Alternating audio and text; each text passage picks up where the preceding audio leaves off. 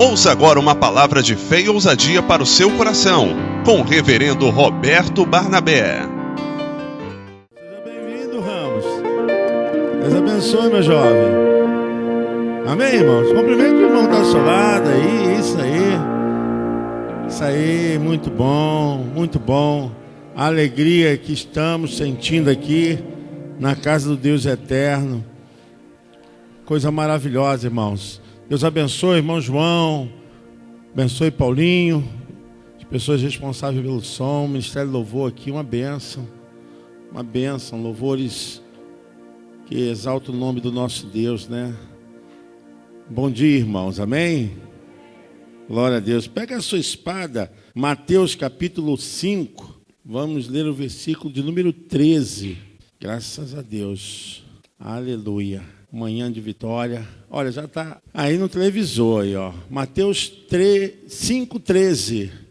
Vós sois o sal da terra, e se o sal for insípido, como que se há de salgar? Para nada mais presta, senão para se lançar fora e ser pisado pelos homens. Amém. Pode se assentar. Glória a Deus. Jesus estava no monte ensinando a multidão e já estavam entrando dias ouvindo a sabedoria daquele que desceu dos céus. E Jesus sempre usou uma metáfora, uma forma para se aproximar mais das pessoas, para que o conhecimento pudesse ficar mais fácil e prático. Ele usa a metáfora do sal para ajustar as mentes humanas, né, da compreensão daquilo que é divino, que ultrapassa os sentimentos humanos. E Jesus fala aos seus discípulos, à multidão, ele fala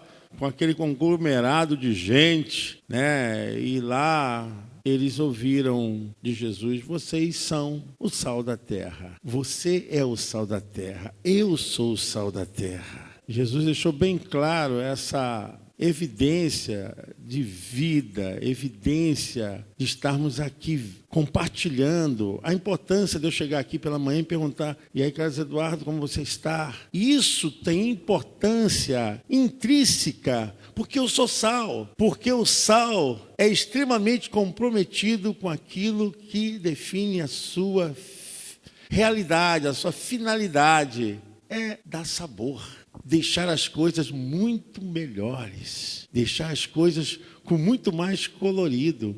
Jesus falou: vocês são sal, para dar razão à realidade da existência e da interação nos relacionamentos. Você já pensou se nós não tivéssemos essa relação que pudesse tocar com empatia, um olhar de ver o que o irmão pensa, o que o irmão sente, se precisa de ajuda?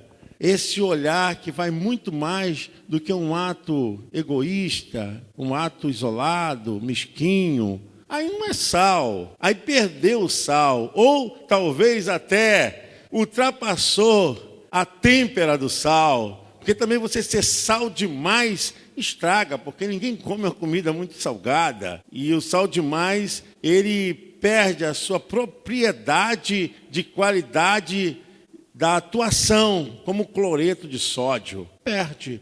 Então, tem que ter uma medida certa, né? Tem que diluir para poder dar um sabor certo. E Jesus falou: vocês dão um sabor certo. Vocês realmente reflete a vida que o meu Pai trouxe para vocês. E essa vida é refletida nas relações, refletida conosco mesmos, principalmente conosco mesmos, né? Essa relação de evangelho dentro de nós não pode nos tornar religiosos, pessoas que vivem presas a determinados parâmetros, porque nós não somos cristãos, irmãos. O cristianismo não tem nada a ver com o evangelho. Porque muitas pessoas são apegadas ao cristianismo. Cristianismo vem de Constantino, vem de Roma. Cristianismo não foi o que Jesus fundou. Jesus fundou, sabe o que? O caminho, a verdade e a vida. Amém? Você pode aplaudir o Senhor? E se tem algo que não tem nada a ver com o evangelho, é o cristianismo. O cristianismo vem um tempo bem depois, e o ano 300, a fim de que pudesse dominar, né? Porque vocês sabem a história do cristianismo, foi uma junção de religiões, um panteão de fé, e aqueles bispos que eram perseguidos, tinham mais posição nenhuma, foram aceitos, recompensados. Por quê? Para não serem mortos, não serem perseguidos, e alguns receberam com recompensas, porque se uniram ao cristianismo. Mas o cristianismo não tem nada a ver com o evangelho, porque o cristianismo leva a pessoa a uma condução totalmente religiosa, e a única coisa que o evangelho não transmite é religião. O evangelho transmite vida no ser. A importância do culto é o ser, é a transformação. Foi aquilo que Jesus falou para Nicodemos: necessário é você nascer de novo. Isso é o evangelho. Nicodemos estava na religião, né? Religião dos fariseus, religião daqueles que portentavam no poder da lei judaica, na tradição judaica, presos aos costumes judaicos. Jesus falou: olha, isso que você está vivendo aí, meu irmão, não tem nada a ver com o reino de Deus. No reino de Deus você tem que nascer do Espírito, do Espírito. É o teu espírito que se conecta com o Espírito Santo. É o espírito humano que tem as relações profundas das revelações de Deus. Não é a tua alma. A tua alma é relação ao intelecto,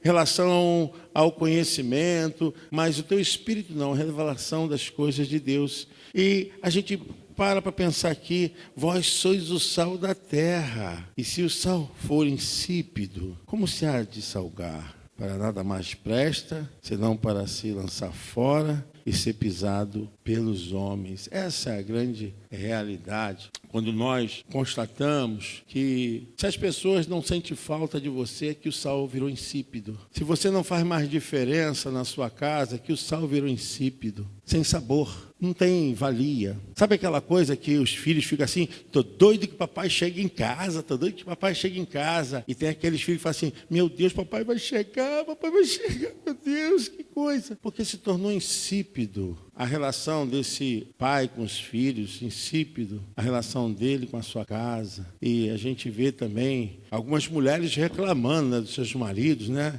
Porque sai do trabalho cedo e não chega em casa. Porque muitas vezes ele não aguenta te suportar. Porque você, mulher, se tornou insípida, insuportável, sem gosto, sem prazer. O cara não tem alegria em chegar nessa casa. É um ninho que o passarinho não chega. Vocês sabem qual ninho que o passarinho não chega? É um ninho que tem espinho, Carlos Eduardo. O ninho que tem espinho, o passarinho cai fora. Por quê? Vai machucar. A gente vê que tudo no evangelho é em relação ao ser humano. E quando isso começa a ser colocado de lado, em uma atitude mecanizada, romanizada, até cristianizada, né? O pessoal gosta tanto de falar de cristianismo e não tem nem a consciência do que significa o cristianismo. E a gente começa a perceber que Jesus dá sentido ao evangelho quando ele diz: vós sois o sal da terra e vocês não podem perder o sabor. O sabor está justamente nas relações humanas. Tá como nós construímos essa ponte relacional onde não tem fronteira, né? Não tem impeditivo. Ali eu não posso ir porque eu não falo com fulano. Ali eu não posso ir porque eu tenho um problema ali, aquele problema com a religião, problema com aqueles dali são de outra fé. Irmãos, quem está no evangelho não tem impeditivo com ninguém, com fé de ninguém, com dificuldade social de ninguém, porque o evangelho, ele dá sabor aonde chega, ele dá razão, ele tem princípio ativo de Deus, aonde o crente, onde o servo e a serva do Senhor pisa, amém? Não tem essa, porque a roupa se tornou sinônimo de santidade. Não que as pessoas não tenham que andar modestamente, mas a roupa não torna ninguém mais santo, nem ninguém mais puro, nem ninguém mais angelical. Roupa é roupa. O que te torna mais puro é aquilo que a Bíblia diz, que o teu coração tem que ser transparente, limpo, para que possa enxergar Deus, amém? Bem-aventurados limpos de coração, porque esses verão a Deus. É a sua consciência. Nós somos servos de Deus, somos servos do Senhor pela compreensão, irmãos, pelo amor do Senhor Jesus. Nós não somos servos do Senhor por usos e costumes. Somos servos de Deus pela compreensão do Evangelho que está em nós, que banha a nossa consciência, o nosso ser. Eu entendo profundamente que eu estou numa digladiação tremenda entre a minha razão e a minha compreensão no Evangelho. Você está entendendo? Diga amém. Quando eu passo a entender que eu sou servo pela compreensão do Espírito Santo, que agora atua no meu espírito, eu então reajo à lei da razão com a minha obediência à compreensão à palavra de Deus. Muitas vezes você tem vontade de se revoltar, de se irar, tem vontade de quebrar tudo. Isso é a sua razão. Isso é um conceito da sua vida intelectual. Mas quando você vai para a palavra e compreende, olha só, sou servo pela compreensão, a Bíblia diz não, que eu devo dar a outra face. A Bíblia diz que eu tenho que orar pelos meus inimigos e amar aqueles que me perseguem.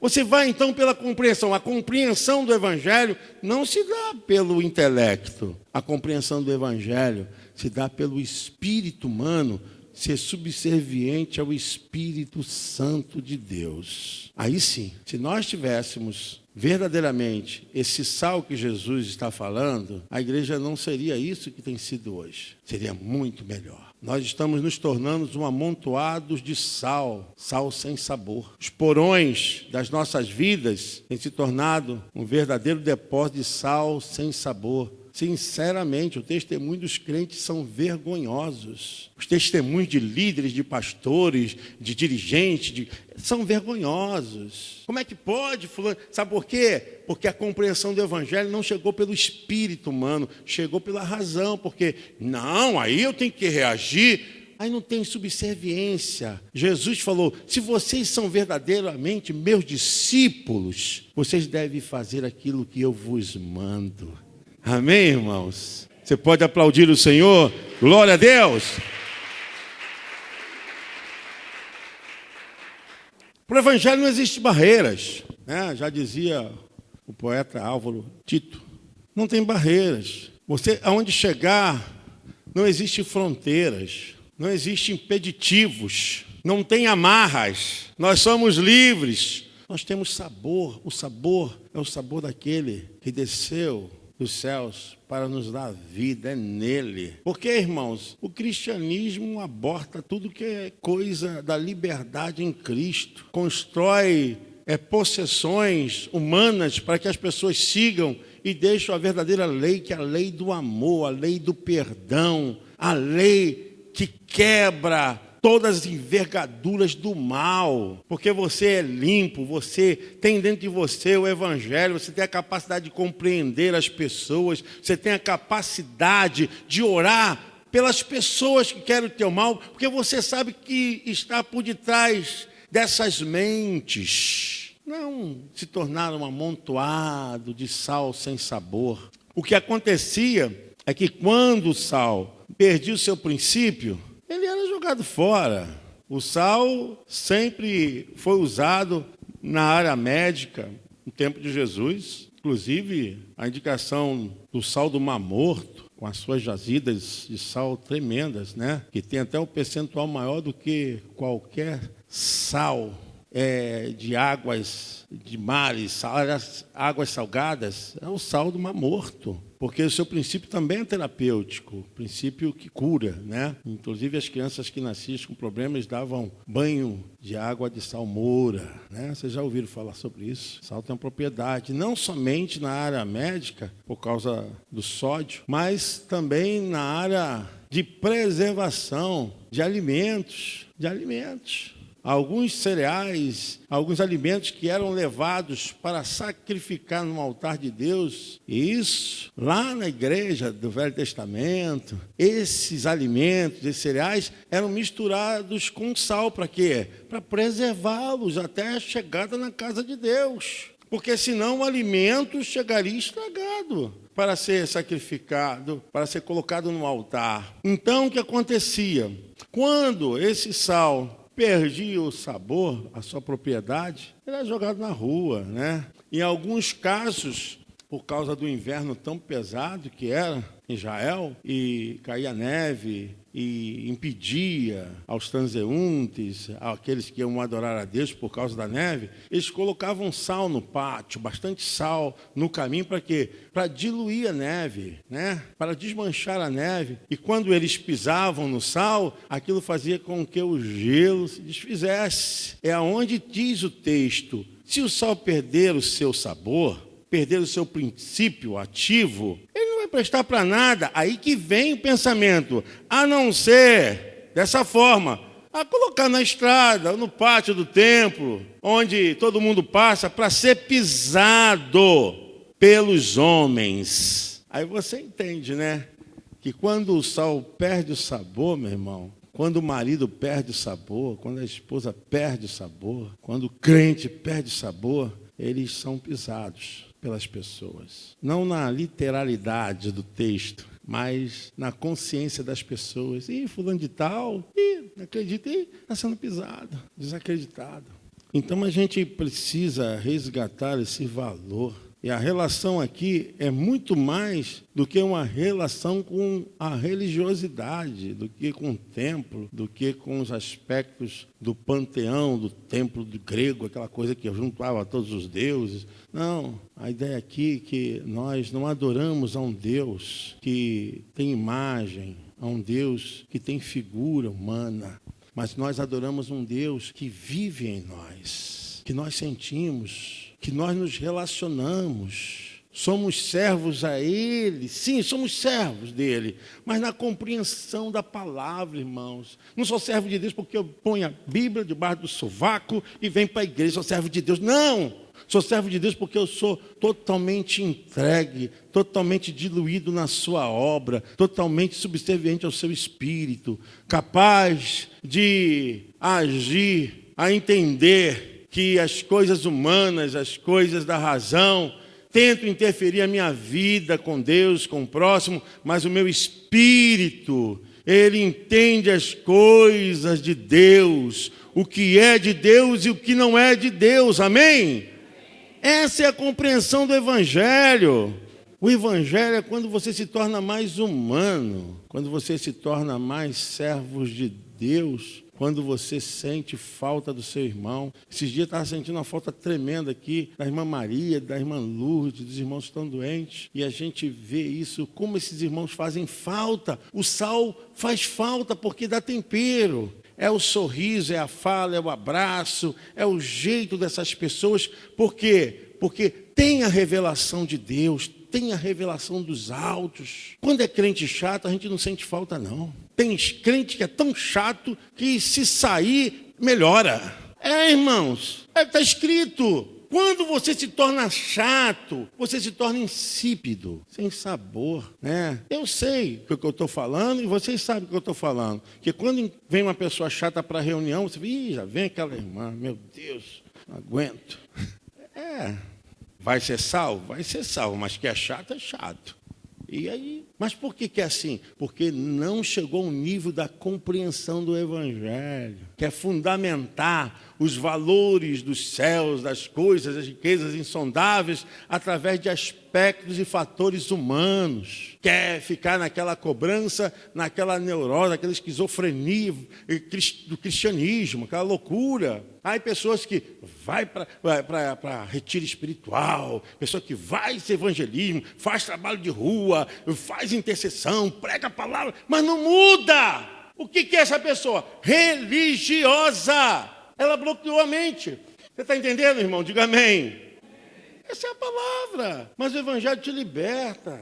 E faz mais o melhor homem, a melhor mulher, o melhor pastor, o melhor diácono, uma melhor intercessora. te faz sempre melhor. Não porque você está descobrindo isso em você, porque a presença de Jesus está sendo cada vez mais absorvida pelo seu espírito. Porque a Bíblia diz, se Ele estiver em nós, nós vamos transmitir verdadeiramente a sua vida.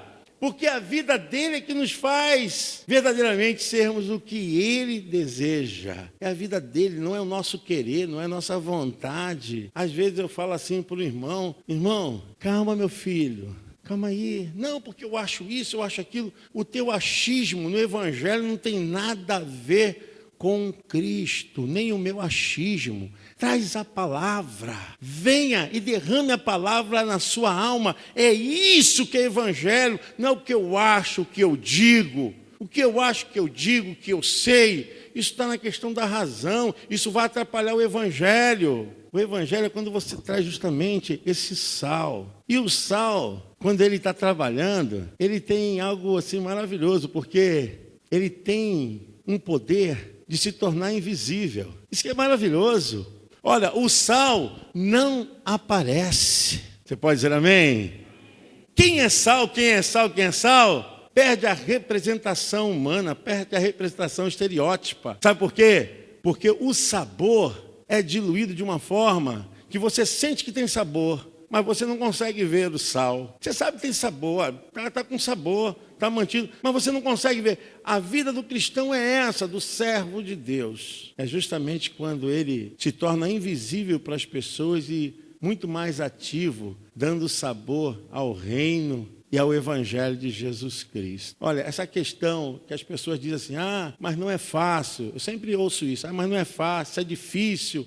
Isso aí é quase impossível. Isso aí é porque você está impedindo o seu espírito de evoluir. Isso aqui não é sincretismo não, irmãos. O nosso espírito humano precisa evoluir para Cristo. Mas é isso que está faltando. Nós deixamos só o nosso intelecto, deixamos só o nosso eu tomar posse de uma coisa que ele não sabe fazer, porque Deus não se revela para a razão, Deus se revela para o Espírito, Olha, o que diz a Bíblia, João, capítulo 4, a gente vai ver Jesus se relacionando com aquela mulher no poço de Jacó, e ele fala coisas maravilhosas, né, a respeito da sua presença ali. E ele fala a respeito da verdadeira forma de adorar a Deus. Está no capítulo 4, versículo 24. Ele fala a forma verdadeira de como a gente adora a Deus. Olha aí. Vamos ler junto, irmãos? Vamos lá? Deus é Espírito e importa. Adorem. Amém? Glória a Deus. Deus é Espírito. É uma forma imaterial. Importa que aqueles que o adoram, adorem em espírito. Tá? É o teu espírito humano que adora a Deus, porque Deus só se revela através de coisas espirituais. A relação que nós temos com Deus é através do nosso espírito humano. E quando você está aberto a essa sensibilidade, como vem o crescimento do espírito humano para Deus? Com a palavra de Deus. Absorvendo mais de Jesus, absorvendo mais do reino, isso vai fazer evoluir, vai fazer edificar o teu espírito humano em estar mais próximo de Deus. A gente canta aqui tanto aqui, mais próximo de ti, mais junto de ti, e fica só no blá blá blá, no vamos cantar, e a vida mesmo não constrói essa relação. A gente precisa criar mais intimidade, mas uma intimidade que sejamos servos, sim, na compreensão da palavra. Eu sempre cito, não vou cansar de citar, o que Tiago fala no capítulo 4. Tiago 4 fala, gente, da onde vêm as confusões? Da onde vêm as guerras? Da onde vêm as fofocas, as intrigas, as disputas? Gente, da razão do eu. Tiago fala, olha, de onde vem essas guerras, essas confusões? Vem de que eu sou melhor, eu entendo, E a gente vê isso dentro de casa, vê dentro da empresa, vê na repartição pública, a gente vê isso na fila do banco, na fila da padaria, na fila do ônibus, e as disputas estão sempre na compreensão do intelectismo. A pessoa acha que a razão dela é a razão mais perfeita, né? que o conceito dela é o conceito mais perfeito. E Tiago fala a respeito disso no capítulo 4. Ele transmite essa realidade de que não é bem assim. As coisas se tornam tão descontroladas por causa do nosso eu, da nossa vontade, que nós temos que manter o que é certo. Tiago, capítulo 4, esperei o Paulinho botar, mas ele não colocou a benção. Achei aqui, Paulinho. Não, Tiago 4, olha aí, versículo 1. Olha só o que diz. De onde vêm as guerras e pelejas entre vós? Está bem explícito. De onde vêm as guerras e pelejas entre vós? Porventura não vem disto, vírgula, a saber, dos vossos deleites, que nos vossos membros guerreiam. Deleites significa desejo. Desejo é a base do nosso eu. De onde vêm as guerras e confusões? Do nosso eu, da nossa razão. Tiago fala a esse respeito. Onde vem as guerras dentro dos lares, as confusões nas nações, é que um quer mandar mais que o outro quer mostrar que tem mais poder que o outro, o vizinho da frente quer se mostrar para o outro que é mais poderoso, tem mais força. E é assim que dentro de casa é o filho com a mãe, o pai com o filho, e vira e de um lado para o outro, é a mesma coisa. Um está querendo ser maior, melhor, mais poderoso, e quer ditar. De onde vêm as guerras? Nosso próprio desejo. E quando o evangelho chega, aí o que faz? Quebra essas envergaduras. Amém, irmãos? Amém, irmãos? Jesus falou, olha, aquele que é maior no reino dos céus é aquele que serve. Quebra essa regra completamente, né? É ele, quando foi lavar os pés dos discípulos, Pedro falou, não, Senhor. Não, Jesus estava dando a lição. Falou, o maior no reino dos céus é aquele que serve. Se você não serve para nada. Se você não serve para nada. Porque aquele que serve é aquele que realmente entendeu e tem a compreensão do Evangelho. Anda verdadeiramente com Jesus. O maior no reino é aquele que serve. Deus te abençoe. Tenha um dia feliz. Quero lembrar a vocês que à noite estaremos aqui louvando o Senhor. Vem estar conosco. E estamos numa campanha assim, muito audaciosa, mas na fé, irmãos. Não é porque temos nada não, é na fé. Conto com as orações de vocês. Amanhã nós estaremos trabalhando aqui. Se tiver algum homem para nos ajudar, nós estamos lá em cima terminando o embolso do terraço e estamos partindo já para o telhado, depois para o piso. Precisamos de ajuda. Se você puder ajudar, as irmãs também podem ajudar, irmãos. Trazer um lanchinho também é abençoado. Trazer um lanchinho. Esses dias a irmã aí trouxe um almoço para a gente. Acho que foi a irmã Marlene. Marlene, né? Marlene Moreira não, outra Marlene. E foi abençoado. Sempre tem uma irmãzinha que traz também um negocinho, né? É bênção. Se diz a irmã Laura trouxe um bolinho. Ajuda, né? Porque pegar peso, virar massa, tem um desgaste muito grande. Bom,